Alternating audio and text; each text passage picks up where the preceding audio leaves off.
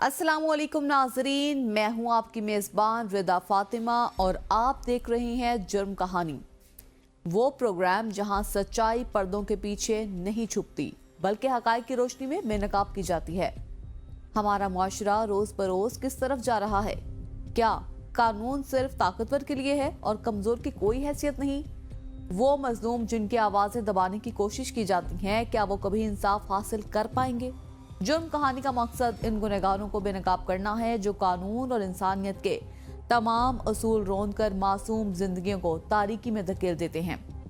आज की कहानी भी ऐसी ही दरिंदगी की अक्कासी करती है। एक ऐसा जुर्म जिसने जमीर को झंझोड़ कर रख दिया और एक ऐसा निजाम जो मुजरिमों के आगे बेबस नजर आता है। ये महज एक दास्तान नहीं बल्कि एक सवाल भी है। क्या हम ऐसे जुल्म के खिलाफ खड़े होंगे या हमेशा की तरह खामोशी इख्तियार कर लेंगे? आइए इस जुर्म की हकीकत से पर्दा उठाते हैं और इंसाफ के मुंतजिर मजलूमों की आवाज बनते हैं। ये है जुर्म कहानी। नाजरीन, आज हम जिस दास्तान को आपके सामने ला रहे हैं वो महज एक फर्द के कत्ल की नहीं बल्कि इस पूरे निजाम की कहानी है जो कानून, इंसाफ और समाजी अखलाकियात की धज्जियां बिखेरता नजर आ रहा है। एक ऐसा केस जहां नशे की दलदल में धंसे बेहिस मुजरिमों ने एक मासूम जान ले ली और जहां असरो रसूख ने कानून के शिकंजे को कमजोर करने की पूरी कोशिश की। जी हाँ, ये है मुस्तफा आमिर कत्ल केस। एक ऐसा जुर्म जिसने कराची के बासियों को झंझोड़ कर रख दिया। 6 जनवरी की रात जब मुस्तफा आमिर अपनी गाड़ी में घर से निकला और फिर कभी वापस ना आया, अहले खाना की परेशानी बढ़ती गई। तलाश का दायरा वसी हुआ और बिलाखिर पुलिस ने उसके दोस्त अरमगान कुरैशी के घर पर छापा मारा। यहाँ से कहानी ने एक खौफनाक मोड़ लिया। पुलिस का दावा है कि मुस्तफा आमिर को अगवा करके कत्ल किया गया और उसकी जली हुई लाश बलूचिस्तान के इलाके हुब में एक वीरान मुकाम पर फेंक दी गई। इस जुर्म का मरकजी मुल्जिम अरमगान कुरैशी है जो पहले से ही मंशियात के कई मुकदमात में मुलव्वस था। तहकीकात में इंकशाफ हुआ कि अरमगान गुज़िश्ता 8 सालों से गैर मुल्की ज़राए से मंशियात मंगवा रहा था और शहर की पोश सोसाइटीज़ में मंशियात की महफिलों का मरकज़ी किरदार था। इसी दौरान अरमगान के घर से एक लड़की के DNA के शवाहिद भी मिले जिसकी शनाख्त बाद में उसकी मुल्ज़िमा के तौर पर हुई। उसने पुलिस को बताया कि वो गैर कानूनी कॉल सेंटर में काम करती थी जहां साइबर क्राइम और स्कीम फ्रॉड्स किए जाते थे। यहाँ सवाल ये पैदा होता है कि एक नौजवान जो डिफेंस जैसे पोश इलाके में रहता था वो कैसे इतनी बड़ी सतह पर मंशियात और गैर कानूनी सरगर्मियों में मुलव्वस था, और अगर वो पहले ही इतने मुकदमात में नामजद था तो वो आज़ाद कैसे घूम रहा था। आमिर मुस्तफा को ढूंढने कोई नहीं आ रहा था। यानी कि पुलिस वाले ऐसे बने हुए जैसे देर अबाउट द फकिंग लॉ। मुझे कोई शौक नहीं है कैमरे में आके मेकअप करके, मैं फेकअप नहीं करूंगा इस बार। और 2 घंटे तक मेरा टाइम वेस्ट हुआ। तो ये आप कह रहे पुलिस मुकाबला, इतनी सारी एमएनएस, तो एक पुलिस वाला मरा क्यों नहीं भाई? टांग पे उसे क्यों गोली लगी है भाई? मैंने बच्चे से जाके से जब फोन पे बात की, मैंने बेटा स्टे स्ट्रांग, कहते पापा मारेंगे ना, मार दे। 1 अरब का केस था ना, इसमें से 1 निकाल दो, अंडे मिलेंगे इंशाअल्लाह ताला का। मुस्तफा अपनी एज के हिसाब से बिल्कुल अपनी एज के लड़कों लड़कियों जैसा था, मस्ती वाला, शरारती, पढ़ रहा था, BBA फाइनल ईयर में था। पढ़ाई ख़त्म होने में, उसका ग्रेजुएशन होने में सिर्फ 3 महीने अब रह गए थे। मई में उसके एग्ज़ाम्स थे। मुस्तफा को अच्छी चीज़ों का बहुत शौक़ था, गाड़ी को मेंटेन बहुत रखता था। मार्क एक्स उसकी फेवरेट गाड़ी थी।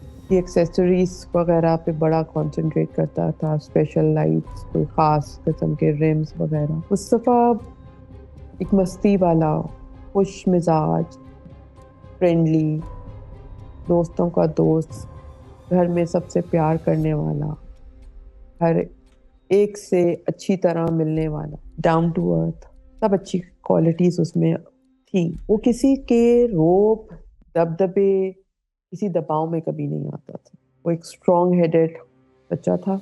इस उम्र में जैसे लड़के होते हैं जिनको गलत बात बर्दाश्त नहीं होती है, स्टैंड लेते हैं, इस उम्र में जो तमाम लड़कों की 20 से 23 साल की एक उम्र होती है, वो उसमें वही सारी क्वालिटीज़ थी जो इस उम्र में होनी चाहिए।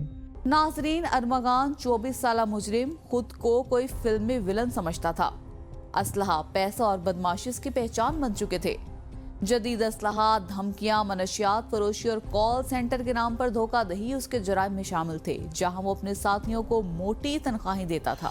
साहिर का नाम जब आया था तो वो it was an ordinary name for us, लेकिन जब सारी डिटेल हमारे पास, जब हमने इंफॉर्मेशन को मैच्योर किया, सारी डिटेल आ गई, तो even it was a very shocking revelation to us कि जी ये इतनी बड़ी फैमिली के लोग भी जो है वो इस तरह के बिजनेस में इन्वॉल्व हो सकते हैं। जो हमारा बिगनिंग पॉइंट था वो था कि जी दो अक्यूज़ड हैं अरमगान और शिराज, जो मुस्तफ़ा मर्डर केस के, उनको हमने इंट्रोगेट किया सबसे पहले।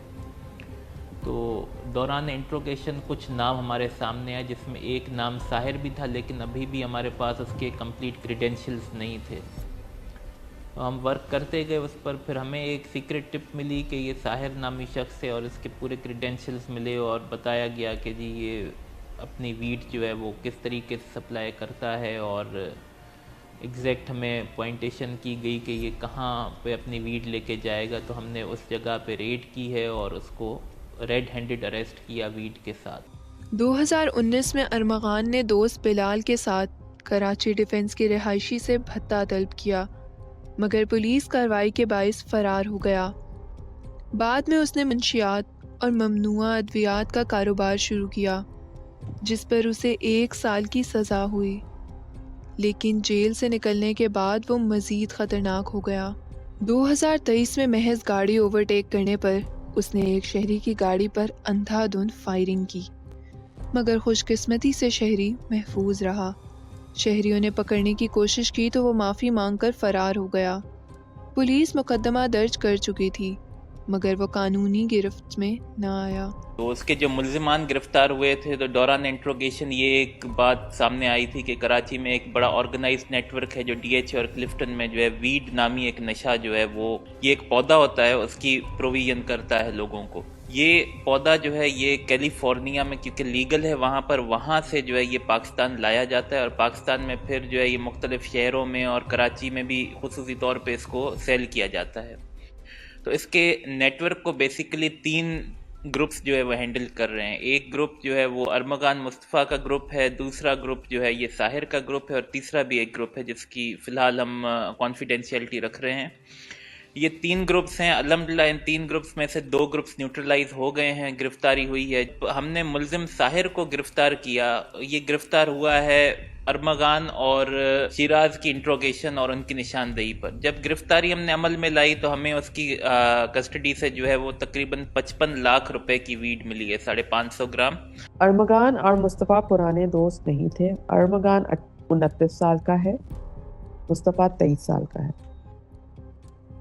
ये जो आप लोग को गलत फहमी हुई है वो इस तरह से हुई है कि शिराज और अरमगान के बचपन के और पुराने दोस्त।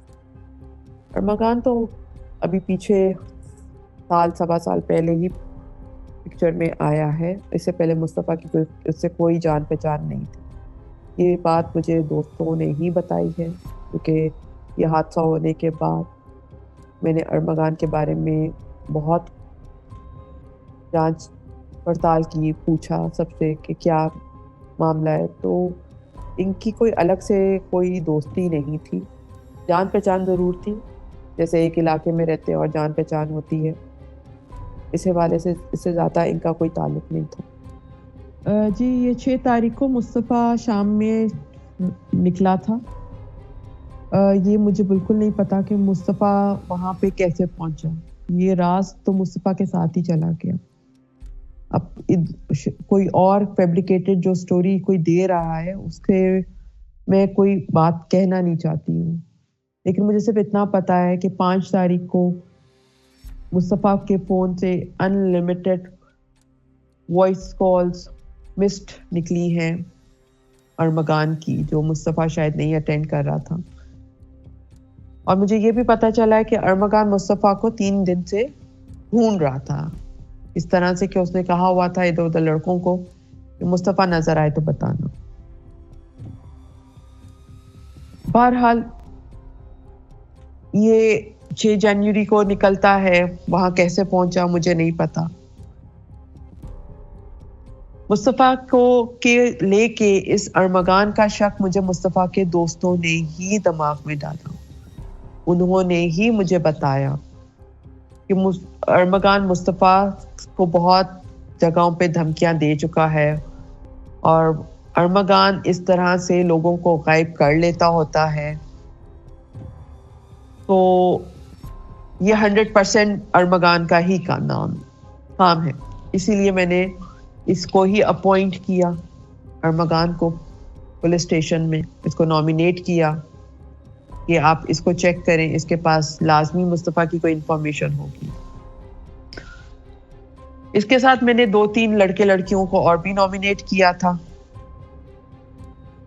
क्योंकि 12 तारीख को एक लड़की को एक कहीं से फोन आया था कि मुस्तफ़ा इज डेड. उसका स्क्रीनशॉट है मेरे पास. लड़की को नॉमिनेट करने का मकसद सिर्फ ये था कि लड़की से तफ्तीश की जाए कि उसको फोन कहाँ से आया, किसका था, क्या था. कोई उस चीज का सर पैर हो तो वो मालूम पड़े हमें. मुस्तफ़ा और अरमगान दोस्त नहीं थे. मुस्तफ़ा और अरमगान अगर दोस्त होते तो कभी भी जो है वो अरमगान का नाम उसके दोस्त मुझे नहीं बताते. नाजरीन, यहाँ लेंगे एक ब्रेक और ब्रेक के बाद देखेंगे कि इस कहानी में आगे क्या हुआ. तो हमारे साथ रहेगा क्योंकि जुर्म कहानी अभी बाकी है. नाजरीन, ये सिर्फ एक कत्ल नहीं बल्कि हमारे माशरे में फैले एक खतरनाक जहर की निशानदही करता है.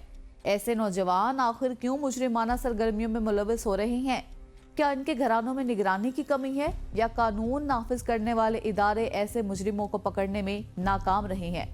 ये भी सोचने की बात है कि डिफेंस जैसे हसास और पोश इलाके में जहां सिक्योरिटी का निजाम सख्त होना चाहिए, वहां ये सब कुछ कैसे चलता रहा? गैर कानूनी सरगर्मियां, मनशियात की फरोख्त, हत्ता के शेरों को गैर कानूनी तौर पर रखना, ये सब कुछ अगर इलाका मकीनों को मालूम था तो मुतल्लिका इदारों को क्यों खबर ना हुई? जी, इसके जो हमने एम्प्लॉयज़ को इन्वेस्टिगेट किया, इन्वेस्टिगेशन में शामिल तफ्तीश हुए हैं, उन्होंने इस बात को कंफर्म किया कि कॉल सेंटर था और यहाँ पे कुछ स्कैम्स, इलीगल जो काम होते हैं स्कैम, उसका काम किया जाता था. पुलिस की जानिब से की जाने वाली इब्तदाई तहकीकात के मुताबिक मुस्तफ़ा आमिर और अरमगान के दरमियान झगड़ा हुआ, जिसके बाद मुस्तफ़ा को बेरहमी से कत्ल किया गया. सीसीटीवी फुटेज, खून के नमूने और मुस्तफ़ा का मोबाइल फ़ोन वो अहम शवाहिद थे जिन्होंने केस को मंतकी अंजाम तक पहुंचाया. पुलिस के मुताबिक साहिर ने तफ्तीश के दौरान एतराफ़ किया कि वो 13 साल से मंशियात इस्तेमाल कर रहा है और 2 साल से उसकी फ़रोख्त भी कर रहा था. उन्होंने बताया कि वो हर हफ्ते 4 से 5 लाख रुपए की मंशियात फ़रोख्त करता था और उसका पूरा कारोबार स्नैपचैट पर चलता था. साजिद हसन की वकला की टीम इस बात पर जोर दे रही है कि मुस्तफ़ा आमिर कत्ल केस और मंशियात के मामले को अलग अलग देखा जाए. उनका कहना है कि दोनों मामलात को जोड़कर पेश करना असल केस से तवज्जो हटाने के मुतरादिफ है. साजिद हसन अपनी मौजूदा सूरत हाल पर भी रोशनी डाली. उन्होंने बताया कि वो एक किराए के घर में रहते हैं और उनका काम बंद पड़ा है.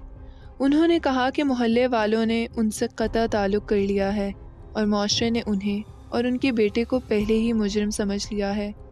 मुस्तफ़ा केस को मैं इस तरह से देखती हूँ कि एक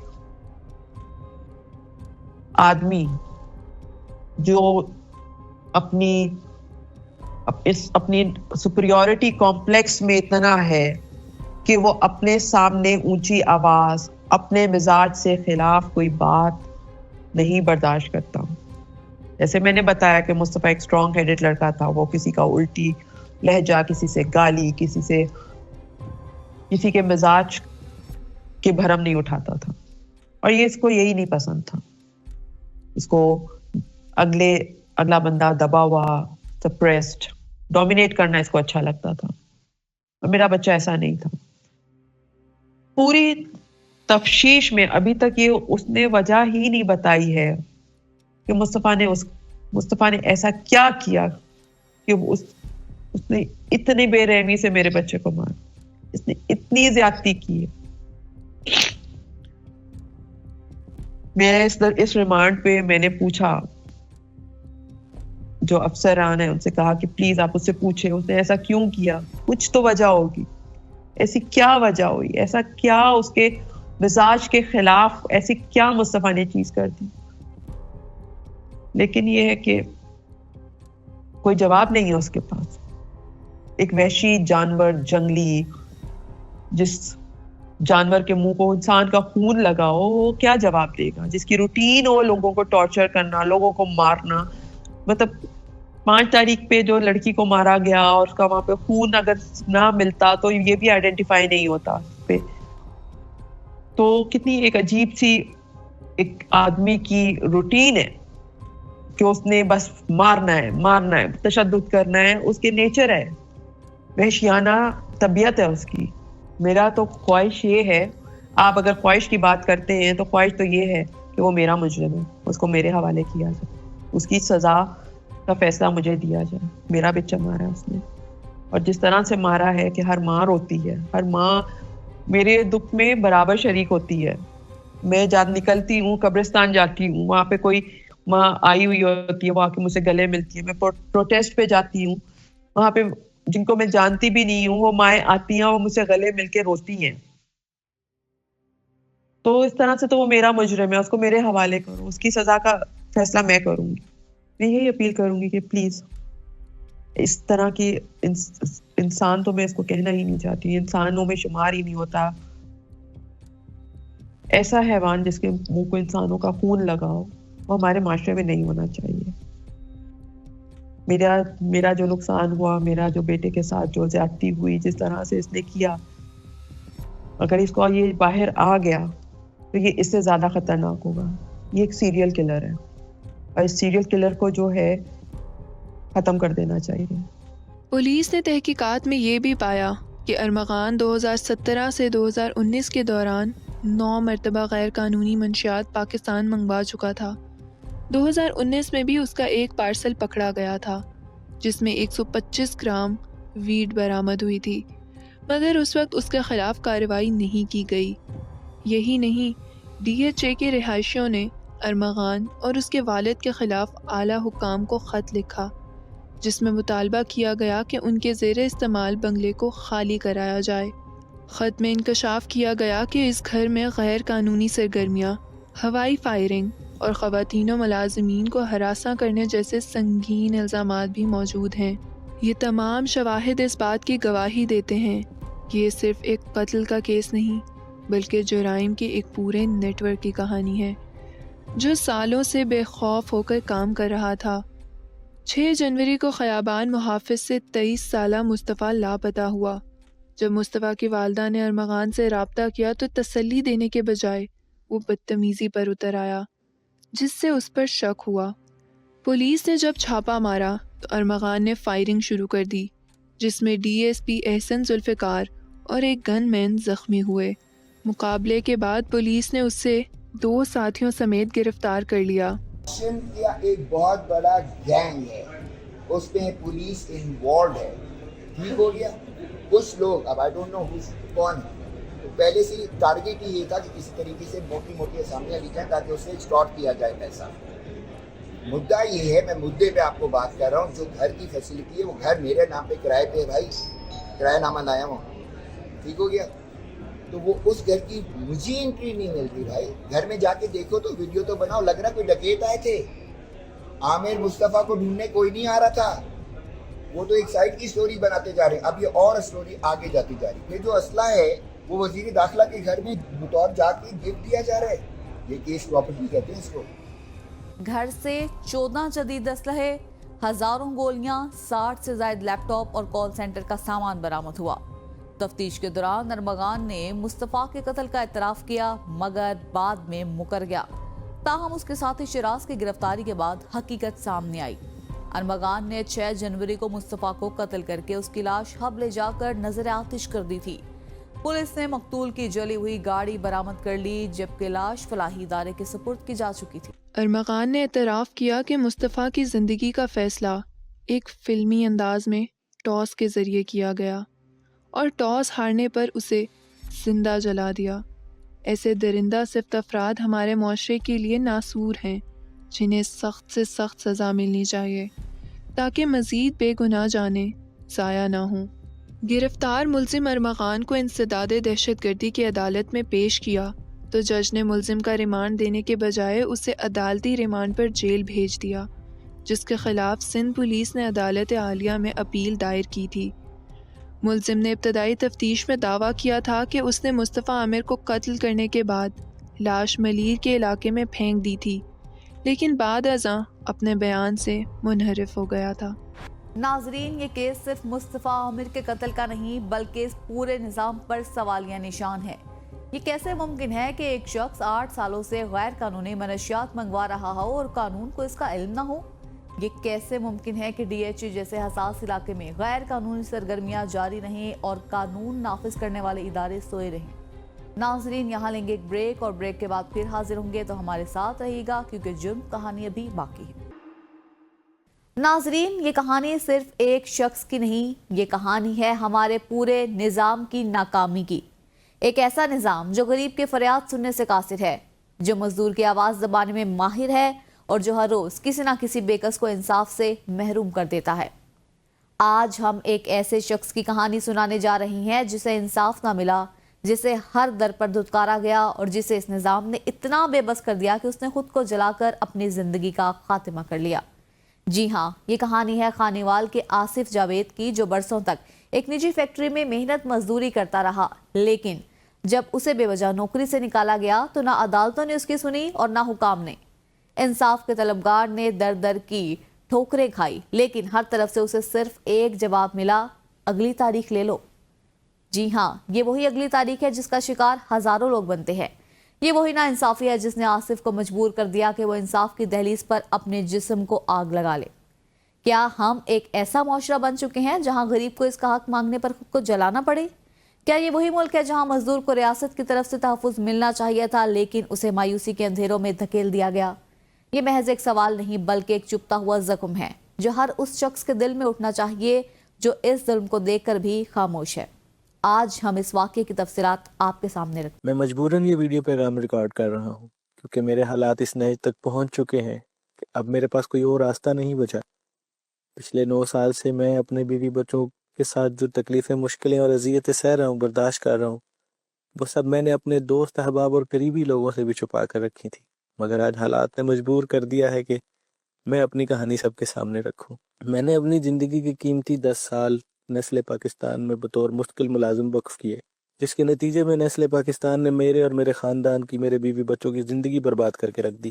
11 جولائی 2016 کو نیسلے پاکستان نے مجھے ایک بے بنیاد شو کاز کے ذریعے ایک غیر قانونی اور نامکمل انکوائری میں ایکس پارٹی کرتے ہوئے نوکری سے برطرف کر دیا۔ اس انلیگل ڈسمسل آرڈر کو میں نے NIRC میں چیلنج کیا، جہاں مسلسل 3 سال جدوجہد کے بعد آج سے 6 سال پہلے کورٹ نے مجھے بحال کر دیا۔ انہوں نے ایک اور اسٹریٹجی اپنائی۔ اب وہ ٹرائل کورٹ کا جو ری اسٹیٹمنٹ کا آرڈر تھا اور فل بینچ کا جو آرڈر تھا 3 رکنی بینچ کا، اس کو پھر انہوں نے ہائی کورٹ میں ایک ریٹ کے ذریعے چیلنج کر دیا، جو ابھی تک سٹل وہاں پہ ہائی کورٹ میں پینڈنگ پڑی، اور وہاں پہ اب مسلسل تخیری حربوں سے کام لے رہے ہیں کیونکہ انہیں پتہ ہے کہ وہ ریٹ میں تو کچھ نہیں نکلنا۔ انصاف کے اس سفر میں میں سب کچھ ہار چکا ہوں، اپنا گھر بیچ دیا، گاڑی بیچ دی، 9 سال میں 50 سے 60 لاکھ روپے کیسوں پر لگا دیے، مگر آج حال یہ ہے کہ میرے پاس گھر کے راشن کے پیسے نہیں ہیں، میرے پاس کرایہ دینے کے لیے کچھ نہیں ہے، میرے بچے 9 سال سے اسکول نہیں جا رہے۔ آصف جاوید ایک عام آدمی جو دن رات اپنی فیکٹری میں پسینہ بہاتا رہا تاکہ اپنے بچوں کا پیٹ پال سکے۔ 2016 میں اسے بنا کسی وجہ کی نوکری سے نکال دیا گیا۔ وہ مزدور جس نے اپنی زندگی کے کئی سال اس فیکٹری کو دیے، ایک لمحے میں بے روزگار کر دیا گیا۔ لیکن آصف نے ہار نہیں مانی، اس نے لیبر کورٹ کا دروازہ کھٹکھٹایا۔ عدالت نے فیصلہ دیا کہ اسے نوکری پر بحال کیا جائے، لیکن یہ فیصلہ صرف کاغذوں تک محدود رہا۔ فیکٹری نے اسے دوبارہ نہیں بلایا اور آصف کے ہاتھ کچھ نہ آیا۔ آصف عدالتوں کے چکر کاٹتا رہا، ہر بار ایک ہی جواب ملتا: اگلی تاریخ لے لو۔ ایک غریب شخص کے لیے یہ اگلی تاریخ مایوسی کے سوا کچھ نہ تھی۔ پھر 2020 میں اس نے لاہور ہائی کورٹ میں درخواست دی، لیکن وہاں بھی وہی کہانی دہرائی گئی۔ ہر پیشی پر ایک نیا بہانہ، ایک نیا انتظار۔ انصاف کے حصول کی یہ جنگ آصف کے اعصاب کو چٹ کھا رہی تھی، لیکن کسی کو اس کی پرواہ نہ تھی۔ مایوسی کے عالم میں آصف نے سوشل میڈیا پر اپنی بے بسی کا اظہار کیا۔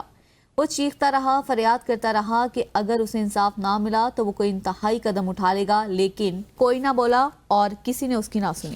नाजरीन, ये कैसा इंसाफ है जो सिर्फ कागजों तक महदूद है? ये कैसा निजाम है जो गरीब की चीखों पर कान बंद कर लेता है? क्या आसिफ की जिंदगी की कोई कीमत नहीं थी? क्या एक मजदूर का दुख, उसके आंसू, उसकी बेबसी इस निजाम के लिए कोई मानी नहीं रखते? हम कब तक इन मजबूर आसिफ जावेदों की लाशें गिनते रहेंगे? कब तक गरीब इंसाफ के दरवाजे पर मारे जाते रहेंगे? और कब तक ये अगली तारीख इन बेकसों की जिंदगी को खत्म करती रहेगी? फिर वो दिन आया जब आसिफ ने अपनी आखिरी फरियाद की। उसने कहा कि अगर आज भी उसे इंसाफ ना मिला तो वो अपनी जान ले लेगा, और फिर उसने खुद को जला लिया। अदालत के दरवाजे पर, इंसाफ की दहलीज पर आसिफ को अस्पताल ले जाया गया, लेकिन 80% जिस्म झुलस चुका था। चंद दिन बाद वो दम तोड़ गया। एक और गरीब इंसाफ की राह में कुर्बान हो गया। ये सिर्फ आसिफ जावेद की कहानी नहीं, ये हर उस मजदूर की कहानी है जो जालिमाना निजाम में पीस दिया जाता है। अदालतें वही फैसले देती हैं जिनमें अशराफिया की मर्जी शामिल हो। पार्लियामेंट वही कवानीन बनाती है जिनसे जागीरदार और सरमायादार फायदा उठाते हैं। आसिफ की मौत हमें ये सोचने पर मजबूर करती है कि क्या हमारा निजाम सिर्फ अमीरों के लिए है? क्या इंसाफ की कुर्सी पर बैठे लोग कभी गरीबों के लिए भी जागेंगे? मैं वज़ीर आला पंजाब से, वज़ीर आज़म पाकिस्तान से ये अपील करना चाहूँगी कि एक इंसान इंसाफ की जंग लड़ते लड़ते उसको मौत आ जाती है, वो उसका कत्ल हो जाता है, मुआशी कत्ल उसका 9 साल पहले किया जाता है, और आज 9 साल बाद आखिरकार वो जिस्मानी जंग लड़ते लड़ते भी हार गया है। अभी भी अगर हमारा इंसाफ का निज़ाम नहीं जागता तो यहाँ पे हर घर में ऐसा होगा, घर घर में ऐसा होगा, क्योंकि यहाँ पे गरीब की नहीं सुनी जाती है।